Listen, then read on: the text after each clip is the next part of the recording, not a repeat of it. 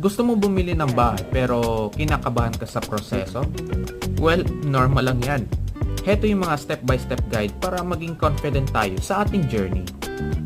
First is alamin yung financial standing natin. Lagi nating i-check ang ating savings, income, pati yung utang, if ever man na meron. Magkano yung kaya mong i-down payment? At papaano yung monthly payments natin? Second is get pre-approved for a loan.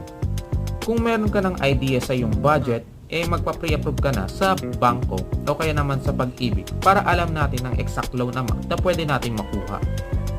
Third is hanapin yung ating tamang bahay.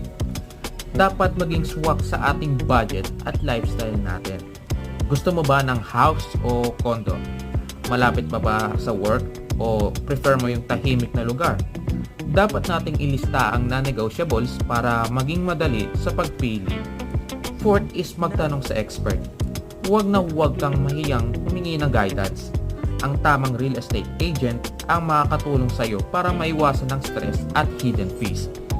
Buying a home is a journey, pero hindi natin kailangan gawin ito ng mag-isa. Ready ka na bang mag-start? Comment down below.